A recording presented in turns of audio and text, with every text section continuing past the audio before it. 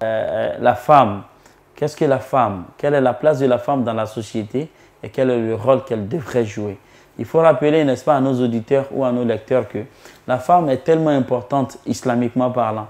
La femme a tellement de la valeur qu'Allah subhanahu wa ta'ala leur a dédié une sourate qui est appelée, n'est-ce pas, sourate les femmes, sourate An-Nisa, sourate les femmes.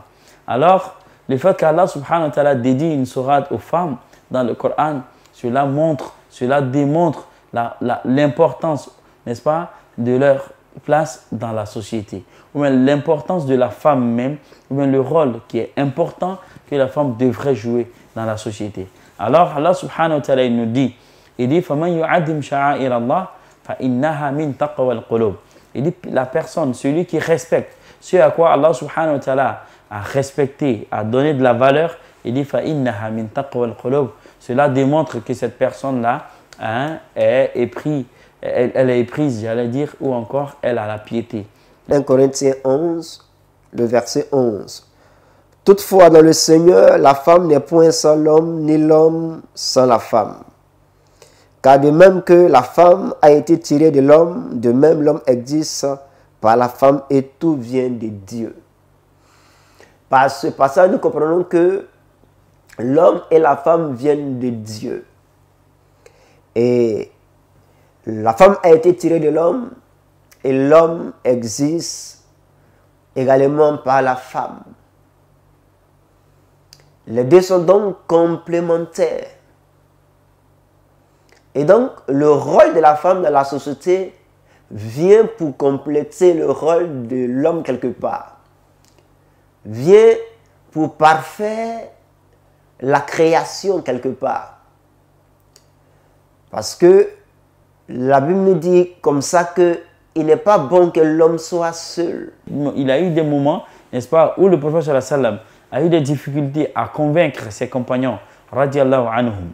Mais par le biais de sa femme, il a pu avoir ou encore atteindre ses objectifs en ce qui concerne le rasage des cheveux. Parce que les musulmans, en ce moment, quand ils étaient venus pour faire le pèlerinage, les Mécois ont refusé de les laisser faire le pèlerinage. D'accord? Et en même temps, ils ont demandé qu'ils puissent signer un traité. Et lors de la signature de ce traité, ils ont refusé qu'on écrive, n'est-ce pas, Muhammad, le messager d'Allah, alayhi salatu salam. Par contre, ils ont exigé qu'on écrive Muhammad bin Abdullah, Muhammad le fils de Abdallah. Les musulmans, ils ont été frustrés, ils ne voulaient pas accepter cela, mais le prophète sallallahu alayhi wa sallam leur a dit, acceptons cela, écrivez Muhammad le fils de Abdallah et non Muhammad le messager d'Allah. Et après cela, il a demandé à ses compagnons, venez, on va raser nos cheveux, on va immoler nos différentes bêtes, et puis on va retourner. Les musulmans ont refusé de s'exécuter.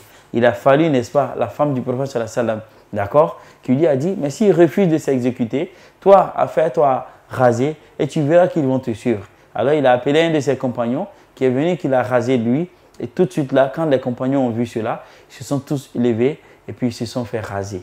Allahu Akbar. Et cette idée-là, c'est venu de qui? C'est venu de la femme. Le diable, il est rusé. Et comme l'Écriture dit aujourd'hui, étant donné que nous sommes à la fin des temps, et tant que nous soyons à la fin des temps, nous remarquons que nous retournons à la case de départ.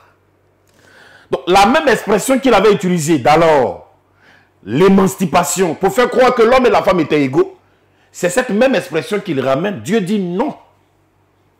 L'homme et la femme ne seront jamais égaux.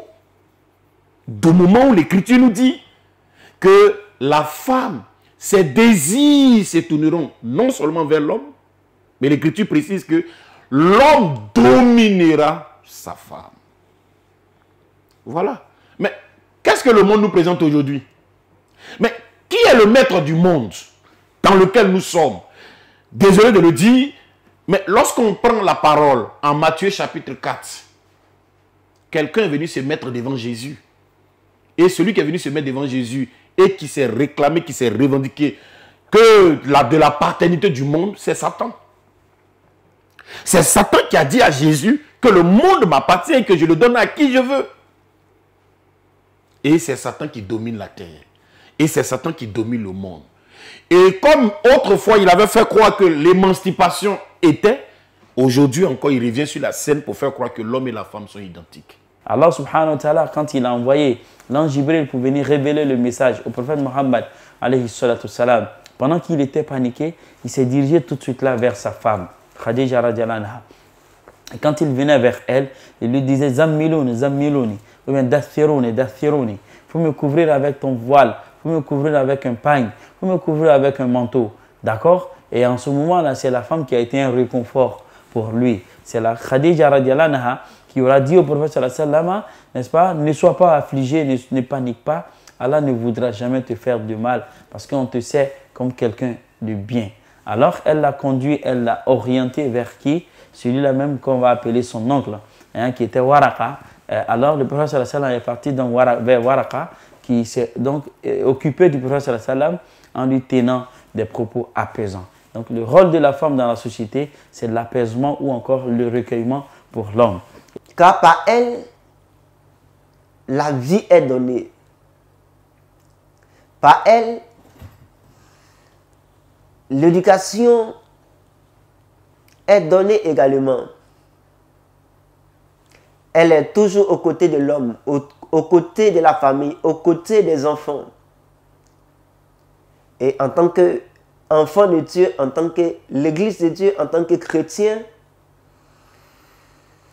nous devons encourager véritablement les femmes à ne pas rester en arrière-plan, mais à se lancer également dans la bataille, à se lancer dans l'œuvre de Dieu, à se lancer dans l'évangélisation, car elles sont pour le Seigneur une grande armée, une grande force. Elles sont pour l'Église de véritables guerrières. Remarquons très bien dans l'Écriture, les tâches ont été réparties de sorte que la femme porte les grossesses, c'est-à-dire qu'elle a en charge l'éducation des enfants. Et regardez ce que Dieu dit à Adam. Il dit Adam souffrira. C'est parce que Dieu a dit pour la femme. Il dit à Adam que tu mangeras à la sueur de ton front. Quant à Ève, il lui dit que tu auras les douleurs de l'enfantement. Ça veut dire que elle, son côté, c'est le côté s'occuper des enfants. Mais étant dans un monde perverti par le diable, la femme aujourd'hui peut se vanter de dire je vais me chercher aujourd'hui pour nourrir ma famille. Ce n'est pas ce monde-là que Dieu voulait. Ce n'est pas ce monde-là que Dieu comment on appelle ça, demande. Le monde de Dieu voudrait que ce soit l'homme qui s'occupe de sa femme. Ce soit l'homme qui s'occupe de ses enfants. Ce soit l'homme qui parte chercher pour s'occuper de ses enfants. Et islamiquement parlant, il n'est pas interdit à la femme, n'est-ce pas, de travailler ou encore de sortir. Par contre, l'islam met en garde. Allah dit « Waqarna fi buyutikunna » il dit « Restez dans vos demeures ». Allah ne se limite pas à cela. Il dit « Fala tabarrajna » il dit n'acceptez pas de sortir en vous exhibant ou bien en vous exposant comme les femmes le faisaient dans la période qui a précédé l'islam. En ce moment-là, quand nos femmes veulent sortir, elles ont le devoir de bien s'habiller.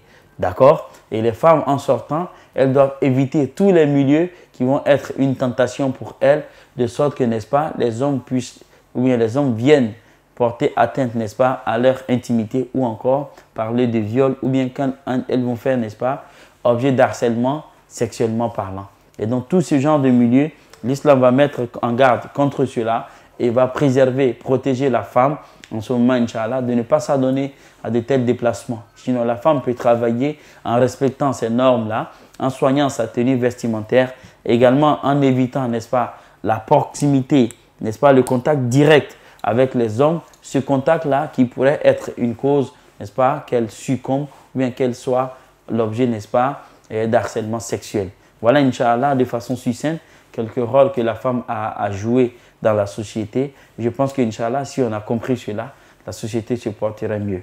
Barakallahu fikum.